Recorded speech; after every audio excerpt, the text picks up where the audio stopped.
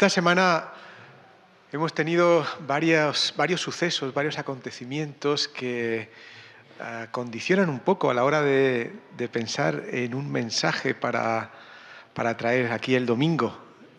Este fin de semana se iba a celebrar el 12-15, es un retiro para adolescentes y bueno, por causa de estos cambios climáticos no se ha podido celebrar. Seguimos orando por nuestros adolescentes y bueno, hablando con el pastor David, él no iba a estar y yo iba a predicar, pero ya como él ya iba a estar, digo, pues ya está, ya no predico. Pero bueno, sobre qué tema seguir, todo lo que ocurre durante la semana, pues Dios nos va tocando o nos va moviendo a hablar de una cosa o de otra. Y teniendo en cuenta todo esto, bueno, me ha gustado continuar con esta línea de temática relacionada con la oración. Estamos hablando del Padre Nuestro, pero la oración también en general, ¿verdad? Y algo que también ha ocurrido durante esta semana, el jueves 31 de octubre, sí es verdad que en la sociedad lo que más se ha hablado del 31 de octubre ha sido de Halloween y todo esto, pero bueno, también ha habido algunas personas que se han acordado que el 31 de octubre es el día de la Reforma, lo han puesto a lo mejor en sus estados de WhatsApp y se ve la imagen de Lutero por ahí, ¿verdad? O he visto en algunos sitios que dicen el día del evangélico. No había visto eso. Está interesante. Y acorde con este tema de la oración, acorde con este tema del día de la Reforma, pues creo que Dios ha puesto en mi corazón hablar un poco sobre lo que las personas de la Reforma hablaron sobre la oración. No tanto por una cuestión de decir, bueno, pues ahora vamos a tener aquí una lección magistral sobre todo esto, porque Dios nos habla de una manera clara en su palabra, y estos temas vale la pena que veamos lo que otras personas han dicho. No son personas que han escrito la Biblia, por supuesto, pero sí sus estudios sobre la Biblia nos ayudan también en nuestros días. Pero antes es interesante que distingamos de qué estamos hablando aquí cuando hablamos de esto de la Reforma, Día de la Reforma, o de la Iglesia Evangélica, o de los protestantes y todo esto, ¿verdad? Hoy en día los creyentes podemos tener un problema con la identidad, ¿verdad? Estaba escuchando hace poco una conferencia sobre esto de la identidad, de quiénes somos realmente, ¿verdad? Aquí en España, donde hay una mayoría, todavía hay una mayoría importante de personas que se confiesan o se declaran como católicos romanos, pues a veces tenemos como ciertas dudas o ciertas dificultades para identificarnos. ¿Cuál es nuestra identidad, verdad? Y es interesante cómo la Biblia nos ayuda también en este tema. Es un tema muy importante y no lo vamos a tocar aquí, pero así a grandes rasgos, porque está bien que yo diga soy evangélico, está bien que yo diga soy evangélico bautista, está bien que yo diga soy evangélico bautista de la UEB y todo esto. Bueno, no es malo esto, no está mal. Esa identidad ayuda precisamente a que nosotros tengamos ciertos valores o ciertas prácticas. Pero esa identidad en realidad no nos define, porque la identidad es algo que se queda fijo, que no cambia, ¿bien? Por ejemplo, yo me puedo identificar tal vez por mi nombre o por mis apellidos, ¿verdad? Hay familias que dicen, es que soy Lemos, y entonces de ahí pues define mi identidad. Pero esas cosas pueden cambiar, ¿verdad? A veces hay algo de la familia que no te gusta y tú ya no quieres saber de tu familia y dejas de ser Lemos y cosas de estas. O a veces te identificas con una idea o te identificas a lo mejor con tu profesión o con tu condición, a lo mejor pues si está casado, si está soltero, si es viuda o algo así. Pero son cosas que cambian. El pertenecer o ser de una u otra iglesia, pues a veces puede cambiar también, ¿verdad? Pero lo que define nuestra identidad bíblicamente, a los que hemos creído en Jesucristo, es lo que dice Juan 1:12, es que somos hijos de Dios. ¿Bien? Los que hemos creído en Jesucristo somos hijos de Dios. Eso no cambia. Eso ya es para siempre. Eso es lo que define nuestra identidad, ¿vale? Entonces, está bien, Día del Evangélico, soy protestante, soy evangélico. Bueno, es importante que veamos esto, pero que tengamos en cuenta que nuestra identidad está definida, además está definida por Dios, que nos ha hecho hijos de Dios en Jesucristo. Y bueno, ¿por qué es interesante eso de celebrar el Día de la Reforma? ¿O de qué se trata? Porque a lo mejor hay gente aquí que no sabe de qué estamos hablando. La Reforma, ¿eso qué es? ¿No? Alguno a lo mejor puede decir la reforma de mi casa, que tengo que cambiar los muebles y tengo que alicatar el cuarto de baño. No, la Reforma es una época de la historia que tiene que ver con un momento en el que había una corrupción importantísima en la Iglesia de Dios. Bien, es verdad que ahora, y bueno, en la Biblia también hablamos de iglesias y de iglesia en general, pero la iglesia en general estaba corrompida. Y esa corrupción tenía que ver con un alejamiento de la palabra de Dios. ¿Bien? Igual que ocurría en el pueblo de Israel, que estaban pues muy claros de lo que era la ley de Dios y todo esto, y ya lo hemos estudiado aquí, hubo un momento en que se apartan de la ley de Dios y se corrompen. Igual ocurría, igual puede ocurrir e igual ocurre en las iglesias. Hay que tener cuidado porque a veces pequeñitas cosas poco a poco van produciendo una importante corrupción en la iglesia. Y hubo corrupción en la iglesia en aquella época y personajes, en este caso se celebra el 31 de octubre, como Martín Lutero, pues denunciaron esta corrupción e hicieron que, bueno, hubiera una reflexión y unos cambios, una reforma y una vuelta a la palabra de Dios. Esto es lo importante, más que la creación de una nueva religión o que se formó un nuevo grupo y todo este tipo de cosas. Lo importante es que hubo una vuelta a la palabra de Dios. Históricamente vale la pena que celebremos eso y que tengamos en cuenta siempre que tenemos que perseverar en la palabra de Dios. Bueno, pues había personajes como Lutero, como Calvino, y podemos ver este tema de la Reforma como un gran conjunto, un trabajo de estudios, de pensamiento, de predicaciones, de discusiones, de combates, de organización.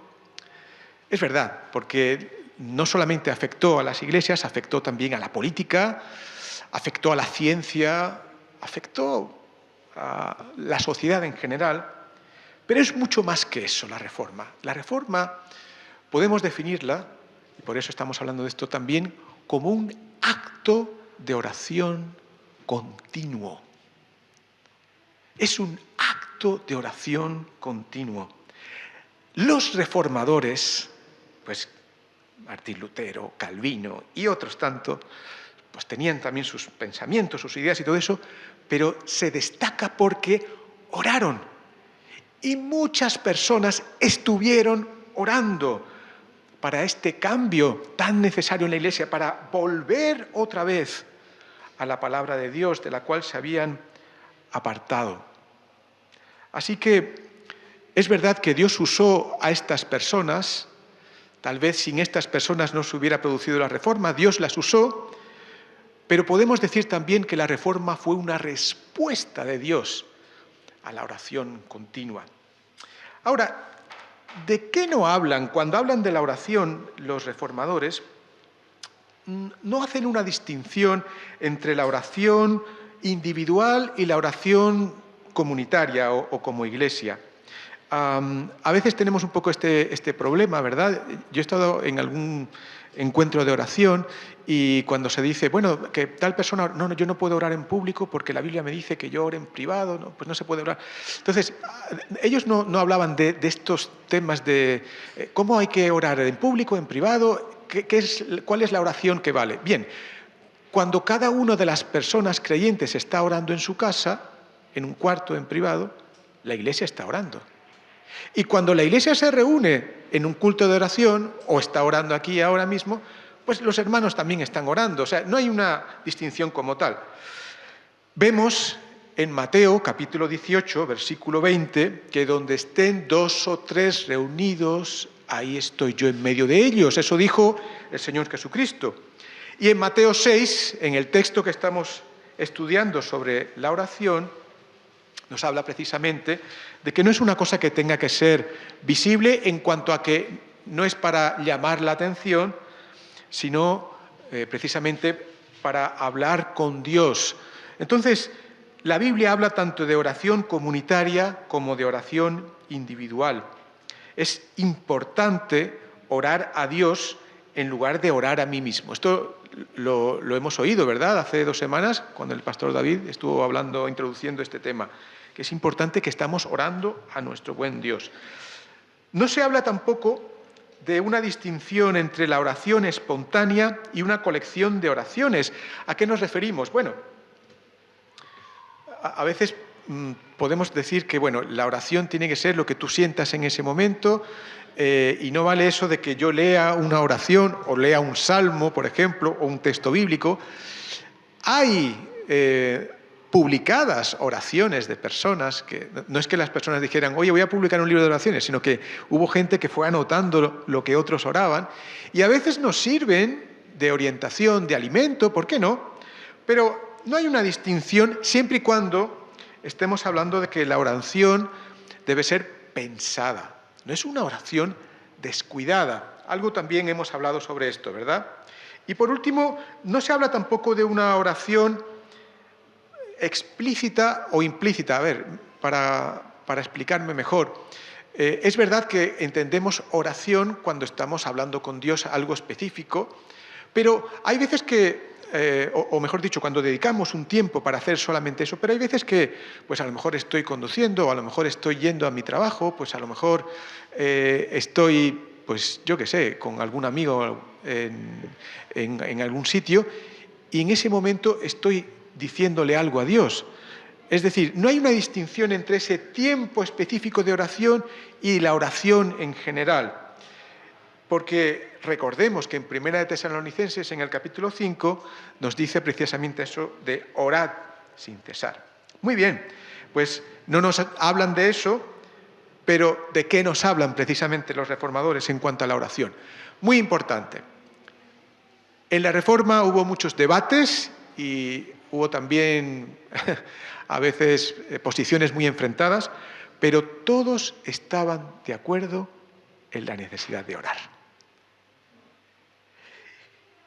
Y la oración se podía ver como la solución a un problema en la vida del creyente, de aquella persona que cree en Dios. En el momento que tú crees en Dios, tú quieres obedecer sus mandamientos. La Biblia nos habla que el Evangelio, es decir, creer en Jesucristo, nos lleva a obedecerlo. Si me amáis, guardáis mis mandamientos, dijo el Señor Jesús, ¿verdad? Y hubo un poco de discusión en cuanto a qué es primero, la fe, es decir, creer y después obedecer, o primero es obedecer y después creer. Pero bueno, en medio de estas discusiones podemos notar como creyentes en el momento que creemos en Jesucristo que queremos obedecer al Señor. Nos damos cuenta también que queremos creer en Dios y queremos creer a Dios, queremos creer en sus promesas. Y al mismo tiempo nos damos también que hay exigencias en nuestra vida. Nos enfrentamos a responsabilidades todos los días y muchas de ellas a veces son inesperadas. Nos encontramos, como estos casos ahora de Valencia, sucesos inesperados que no sabemos muy bien cómo responder. Todo este deseo de creer, de obedecer, de responder a las exigencias de la vida nos llevan precisamente a buscar a Dios. Esa búsqueda de Dios es lo que ellos definían como la oración. Una manera de ilustrar esto, muy interesante, que tenía Lutero, es que si vemos en Romanos, en el capítulo 1, que el Evangelio se revela por fe y para fe. Es decir, nosotros vivimos en fe. Este camino de fe se ve muy bien en el momento en que Pedro anduvo sobre las aguas, ¿verdad? Un episodio pues, muy llamativo. Siempre recordamos que Jesucristo andó sobre las aguas, pero Pedro también. Dio unos poquitos pasos y ya después se hundió, pero anduvo también sobre las aguas. Entonces, en este camino de la fe nosotros mismos decimos, sí, creo, y doy ese primer paso. Y cuando doy ese primer paso digo, Señor, ayuda a mi incredulidad. Nos cuesta mantenernos en fe, vamos a ser honestos, ¿verdad? Como creyentes nos cuesta avanzar. Y los propios reformadores, en este caso Lutero, hablaban de eso, de que en ese camino tenemos que ir diciendo, Señor, sálvanos, como decía Pedro cuando se hundía. Por un lado, tenemos nuestra vida interior, y en esa nuestra vida interior nos damos cuenta que somos personas débiles. ¿No os pasa a veces cuando oráis y te das cuenta lo limitado que eres o lo limitada que eres? Jesús mismo, cuando estuvo en el huerto de Getsemaní, poco antes de ser arrestado, antes de su pasión, invitó a los discípulos a decir, orad para que no entréis en tentación, el espíritu está dispuesto, pero la carne es débil. Nos damos cuenta en nuestra vida interior que somos débiles.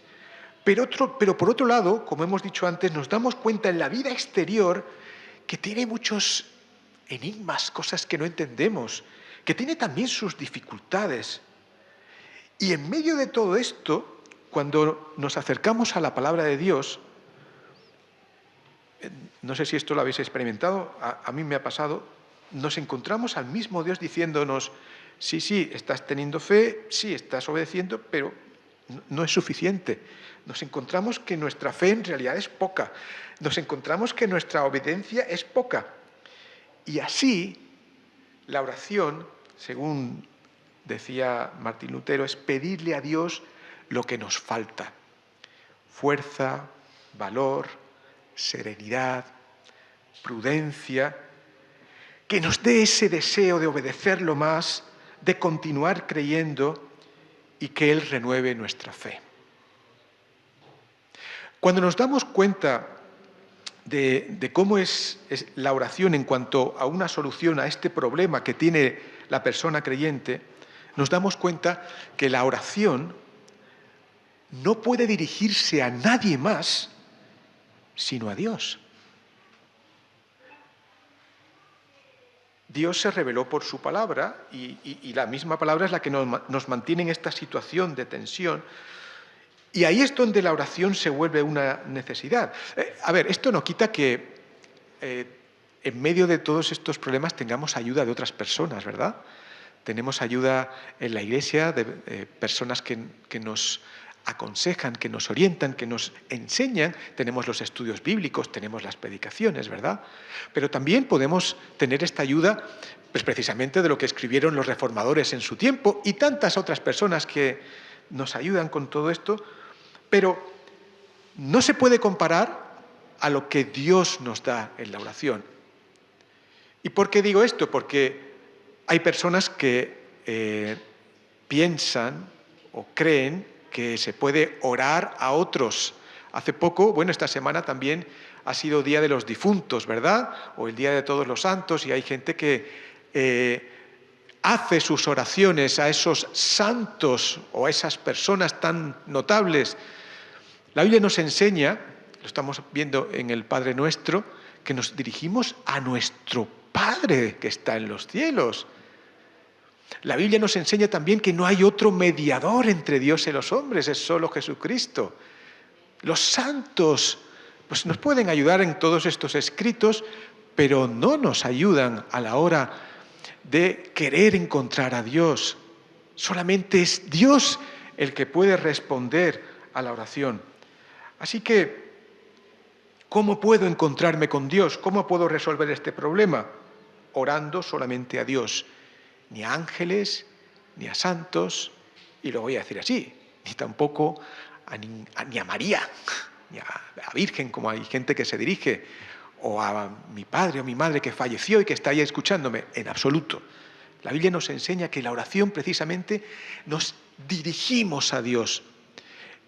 Cuando aceptamos a Jesucristo, precisamente es a través de la oración, como nos dice Romanos, quien invocare el nombre del Señor será salvo. No hay ningún otro donde podamos encontrar salvación, solamente en Jesucristo. Ahora, la oración además de esta solución, es importante que sepamos que es un regalo, es un don, es algo que Dios nos da. Está escrito aquí, ¿verdad? El regalo de Dios es vida eterna en Cristo Jesús. A veces hemos perdido un poco la idea de que es un regalo. El regalo no es algo que se da porque te lo mereces. Eso es lo que se nos dice en Navidad. Si te portas bien, ¿verdad? Eso es, digamos, un resultado de haberte portado bien. El regalo es algo que te lo dan aunque no te lo merezcas. De repente me encuentro que me han dado esto. ¿Por qué me lo das? Esto no me lo merezco. Esto es lo que Dios hace. Eso se llama gracia. Eso es gratis. La oración es un regalo que Dios da. Es algo que también comentaban los reformadores. Ahora, yo estoy hablando de lo que dicen los reformadores, pero yo quiero también dar el texto bíblico.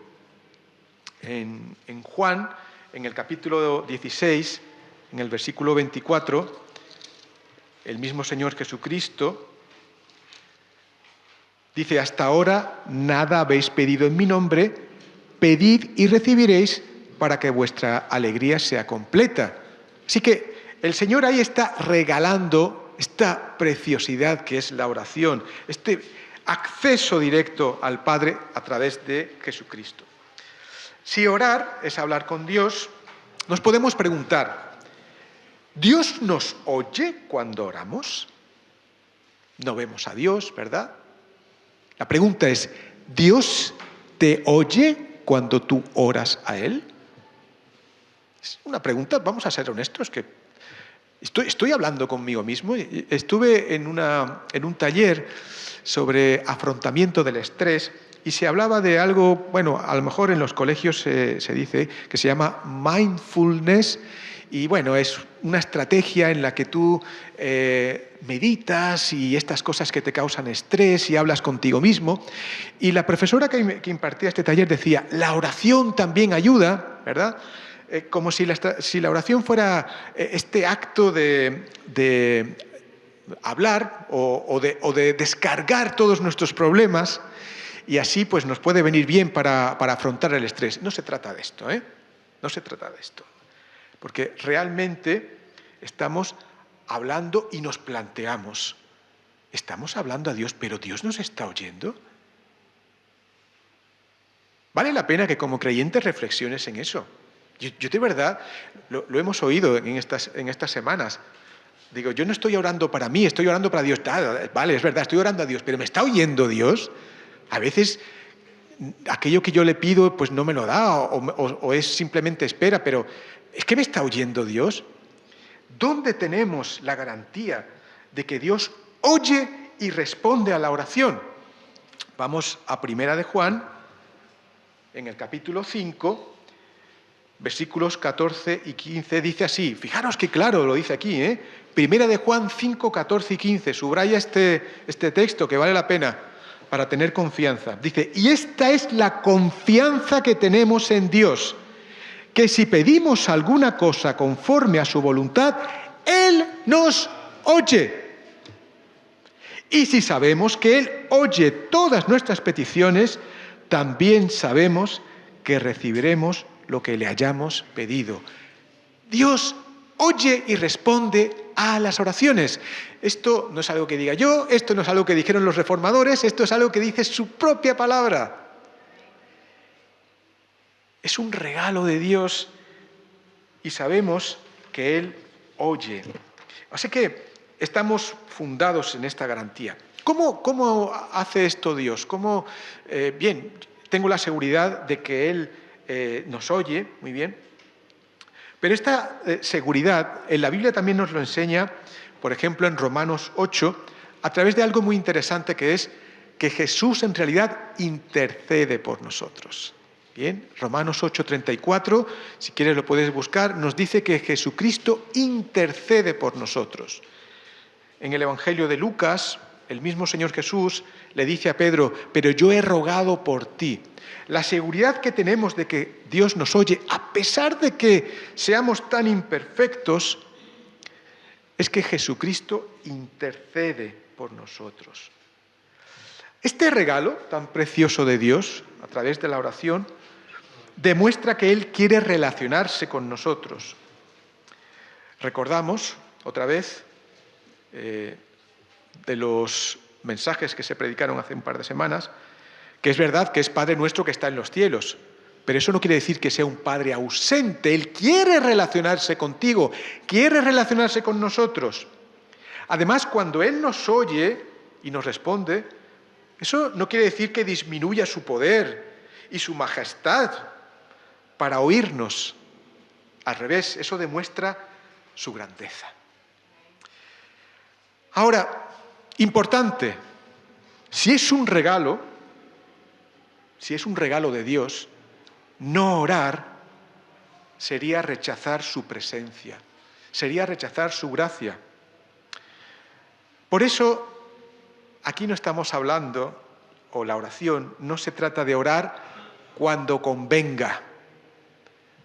Uy, qué mal está la cosa, no hay trabajo, hay que orar. Uy, la analítica, ¿cómo me ha salido? El médico me ha dicho esto, hay que orar. No es solamente cuando hace falta, por supuesto que en esos momentos hace mucha falta, pero la Biblia, como hemos dicho antes, nos enseña a orar sin cesar. La oración, ese regalo de Dios, es esencial, es importantísimo para la vida del creyente. Esta semana también he tenido la oportunidad de estar con una señora que acaba de cumplir 100 años, que es creyente. Y ella tiene ya problemas de demencia, pues le están olvidando las cosas. La conversación con ella, pues os podéis imaginar, esto...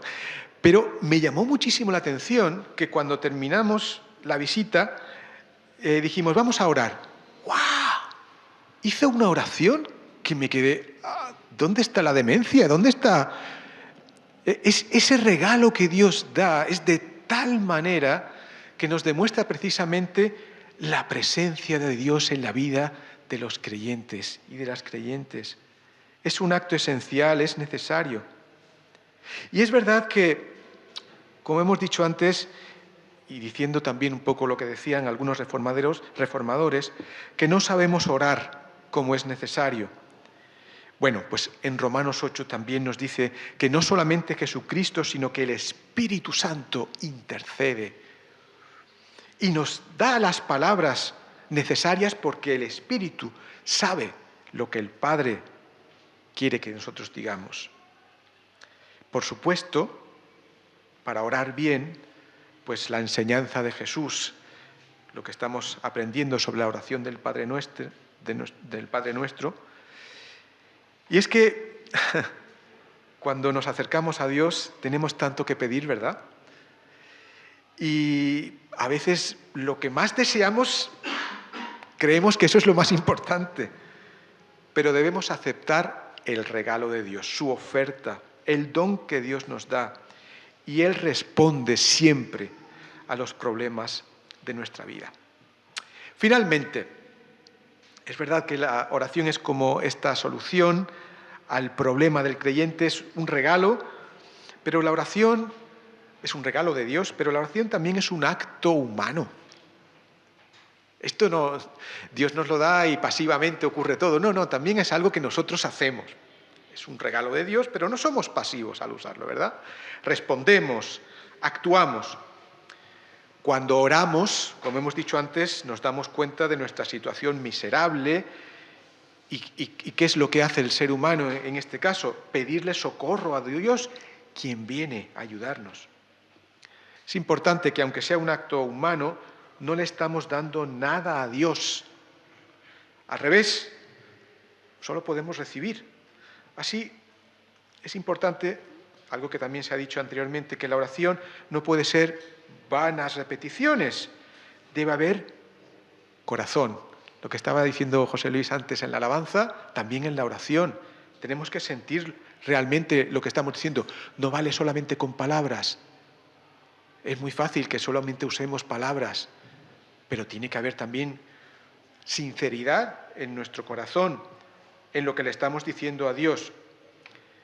Lutero, pues hablaba también de que debe ser en una lengua comprensible. En aquella época, pues se hacían muchas oraciones en latín, y de eso no se enteraba nadie, y te enseñaban a orar en latín. Aquí tenemos muchas nacionalidades. Dios entiende todos los idiomas. Puedes orar al Señor en castellano, puedes orar en inglés, puedes orar en portugués, en fin, todas las lenguas que hay por aquí representadas, porque Dios oye, responde y entiende perfectamente cualquier idioma. Es la oración lo que nos alinea con Dios y nos permite colaborar con Él. Bueno, pues la reforma, como hemos dicho antes, no se haría con estos hombres como Calvino, Lutero y otros, pues Dios tenía que hacerles participar de su obra y fue una bendición que Dios los usara precisamente para este cambio del que estamos hablando, pero Dios no los usó para que se manifestaran sus virtudes, su sabiduría, su piedad. ¡Wow! Yo quería ser como Lutero o como Calvino, ¿verdad? Fue por causa de una oración humilde, pero a la vez valiente. Y a nosotros también nos invita a hacer esa oración para participar con Él individualmente, pero también como iglesia. Esta oración, como decimos, es a la vez un acto de humildad, porque no lo merecemos, porque no somos nada, pero a la vez es un acto de victoria, porque celebramos este regalo que Dios nos ha dado. Y Él nos ordena que oremos precisamente porque podemos hacerlo. E igual que Dios ha usado esta oración para cambiar el mundo en esta situación tan dramática, Dios puede seguir cambiando el mundo a través de la oración. Terminamos por eso con el texto de Jeremías 33:3, que dice: clama a mí, y yo te responderé y te enseñaré cosas grandes y ocultas que tú no conoces. Amén.